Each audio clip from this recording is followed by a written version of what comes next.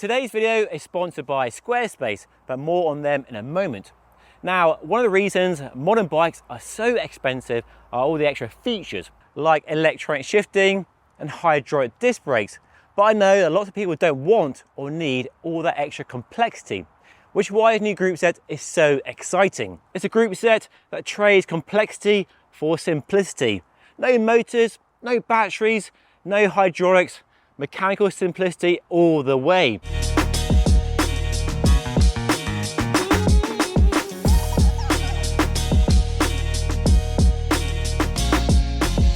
So this is a Groupset in question, a MicroShift Sword.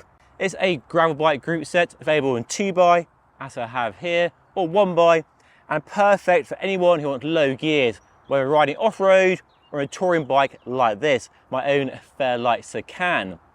And what's refreshing about MicroShift's approach to building and developing a new Groupset is while Shimano and SRAM are focused on the high end and ever smaller marginal gains, this company is focused instead on offering an affordable Groupset at the entry level, a Groupset that makes cycling more accessible.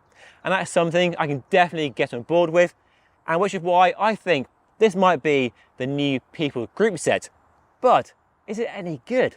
Well, to find out, I've been riding it for the last 6 weeks, and in that time racked up about 1,000 kilometers of riding, both on-road and off-road, including a 3-day bike-packing road trip across Wales, which really put the Groupset to the test. Okay, let's talk money, and the new Groupset retails for about £400 or $400, which is definitely a very appealing, very attractive price indeed, especially given the impressive performance I found over the last few weeks. But worth remembering, the price does not include the chain, and most importantly of all, the brake calipers. But that said, it's still cheaper than anything comparable from Shimano or SRAM. So SRAM Apex Mechanical, the cheapest Groupset from SRAM, retails for about $1,000, so a lot more money. But if you shop around, you can get it a bit cheaper. And then Shimano GRX 400, which is also a 2x 10-speed Groupset, so very comparable to Sword here, retails for about twice the price. But if you shop around, I've seen it on offer for between £500 and £600, because Shimano Groupsets, in the UK at least, always seem to be on discount. So the price is a bit closer with discounts in action. And that Shimano Groupset does include a chain and hydraulic disc brakes, but comparing the retail prices, Sword is definitely cheaper. But a few people, I'd imagine, are buying a Groupset and building a bike as I've done here. You're likely buying a complete bike. Now, in my research for making this video, I shopped around to try and find a complete bike, an OEM bike, on sale today in the UK or across Europe with the new Groupset, and I came up short. Couldn't find one single bike for sale right now with the new Groupset, which is a real shame. And I guess it's probably because the Groupset was only launched last year and they've not had time to get it onto OEM bikes. But hopefully that's something that will change in the future, because this Groupset on a nice aluminium frame could be a really good alternative to Shimano at that price point. Now, before I share my ride impressions of this new Groupset with you, let me tell you about today's sponsor, Squarespace, the all-in-one platform that makes it dead easy, quick, and a breeze to build a website for any purpose in 2024. With Squarespace, building a website really couldn't be any easier. There's even AI to guide you through the steps you need to launch your first website. Simply answer a few questions and hey presto, you have a website bespoke to your very needs. Then customize how it looks and add tools as you need. Or choose from a massive library of award-winning templates and customize the design yourself using a powerful Fluid engine. And there are tools for every purpose.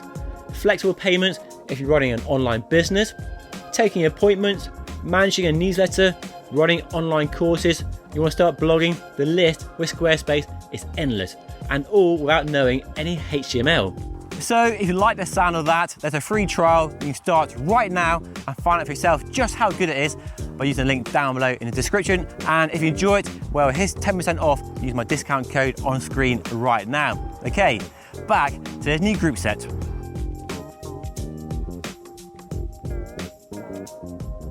Yes, it's a lovely Groupset to use. It just works. No drama, no fuss, no real quirks. Well, the shifting layout is a bit quirky, but once you get used to it, which doesn't take long, it's all fine. Press a button, you get a gear change. Quick, precise, nice tactile feedback, nice audible sound of a gear change. And over 1,000 kilometers of riding, I haven't missed a gear, I haven't dropped a chain. It's just been utterly reliable. Very pleasant indeed.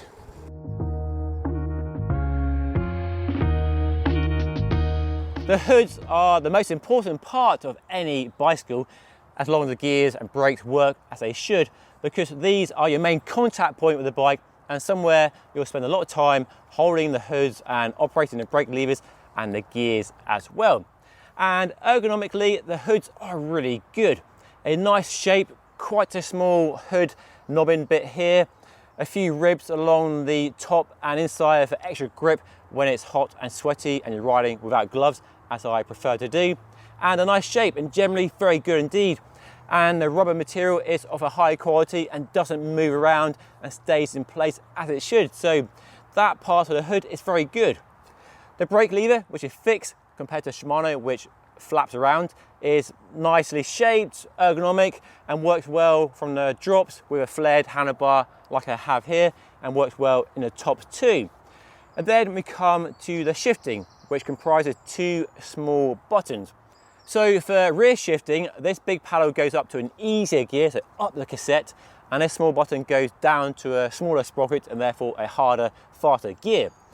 The lever throw on this paddle is quite long, while the lever throw on the top button is very small. So going to a harder gear is much quicker than going up the cassette, which is a bit slower. You can shift up to 2 or 3 sprockets at a time with the lever throw, so that's kind of cool and a useful feature. Now, in terms of tactility, they're pretty good. As you can hear, they make a nice clicky sound, and you know when you change gear. But the levers aren't the most ergonomic in the world. Compared to Shimano, they are quite small. And I think they could be improved by being bigger and having more surface area to press on with your fingers, especially the top button, which is very small. And generally just an improvement in how nice they feel to use. And a bit less lever throw on that bigger paddle there as well would be nice. I love the gear ratios on offer here. I'm a real big fan of low gears, because while some people concern themselves with having their 5311 for smashing along the flats and down hills, I know myself and more cyclists actually struggle on big climbs, and that's where having low gears really help. And the low gears of this bike definitely helped me on some of the bigger climbs around here in the Cotswolds and across Wales, especially when your bike weighs in at over 18 kilos. And the gears in question are an 1138 cassette and a 4629 chainset, the smallest, widest range 2x offering they have in their range. There's also 1x as well if you want it. I would probably go for 1x to be honest, but I think 2x with these low gears is perfect for a mixed surface bike like this, for road, gravel and everything in between. So I do think the Groupset has wider appeal beyond just gravel. So that emphasis on super low gears gets a big thumbs up from me. Definitely better than race inspired gearing for the sort of bike this one is. Yes, a gravel bike by name, but definitely a touring bike, an all-axe bike, a bike packing bike, an all-terrain bike. Just a bike for riding for fun and pleasure, and not average speed and KOMs and watts per kilo. So yeah, low gears definitely get my vote.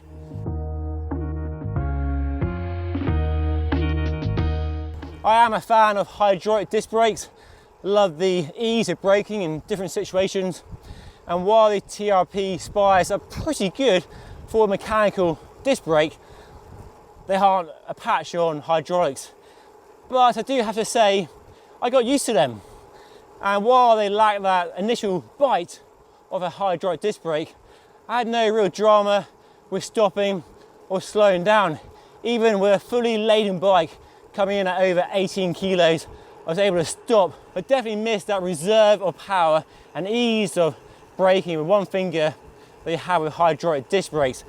I definitely needed 2, occasionally 3 fingers on the brakes to slow myself in some situations.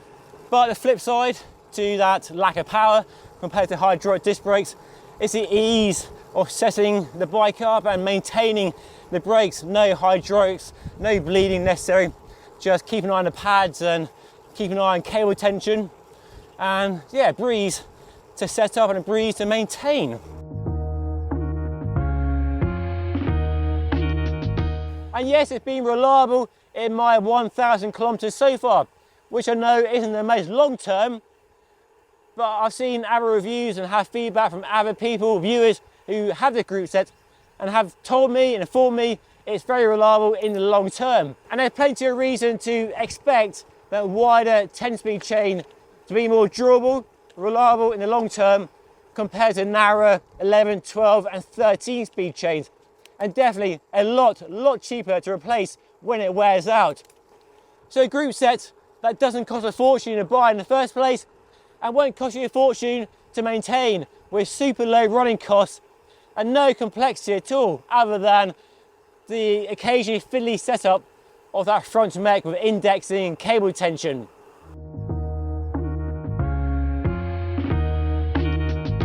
My time testing the Groupset has been mostly smooth with no real issues to speak of, being very pleasant indeed. But there are a few niggles, possible downsides with the Groupset worth sharing with you. The big one for me are the brakes. Now, I am a fan of hydraulic disc brakes for the power and ease of stopping they offer you, and going back to mechanical disc brakes with a cable rather than hydraulic hose was a bit of a shock. The TRP spires are fairly easy to set up and they do work okay and do slow the bike reasonably well, and probably a bit better than a rim brake, a well set up rim brake on an alloy rim, but nowhere near, not in the same league as a good hydraulic disc brake. And especially riding a bike with luggage when the bike weighs a ton, not literally a ton, but it's very heavy, slowing down for junctions, traffic lights and the bottom of big hills required a bit more planning, a bit more forward thinking, and definitely more fingers on the brake levers than hydraulic disc brakes, and made me realise how much I take for granted the power that a good hydraulic disc brake setup offers. But on the flip side, that lack of complexity of bleeding disc brakes and that potential or fear that it might let you down in the middle of nowhere compared to a cable, which is relatively easy to replace if it snaps, could sway the argument back in favour of mechanical disc brakes. And you could, if you want, use rim brakes. There's no reason to use disc brakes. The frame is disc brakes, so I have to use disc brakes, but you could use rim brakes if you prefer. Another downside, and a really odd one, is a cable pull, which isn't compatible with Shimano or SRAM. They use their own cable pull. And why I've done that, I've no idea. I guess it's to enhance performance of the Groupset, but it means you can't mix and match with Shimano parts, which I can see some people at this price point, where you might be building a bike yourself with spare parts left over, might be something you'd hope you could do. So taking that option away, that choice away, is a bit of an own goal really, and a bit of a head scratcher as to why I've done that. So definitely a bit of a blemish on an otherwise really impressive product. Well, it's a relatively affordable Groupset with excellent performance, good gear range and good reliability so far as well. But once you add in the price of brakes and chain, the price might be closer to a Shimano GRX 400. And a deal breaker for me, personally speaking, is the lack of hydraulic disc brakes, which for me would stop me rushing out and buying a Groupset and probably lean me towards a Shimano alternative. But if you want a simple Groupset with no complexity of hydraulic disc brakes, then this Groupset is definitely worth a look. So there we go, my review of the new MicroShift Sword Groupset. I'll put a link to the company's website down below if you want any more details or information on the Groupset. And if you want to see a review of a Shimano Groupset, then watch the video right up here. And of course, don't forget to subscribe by hitting the button right here. But that's all for today. Thank you so much for watching. I'll see you again very soon.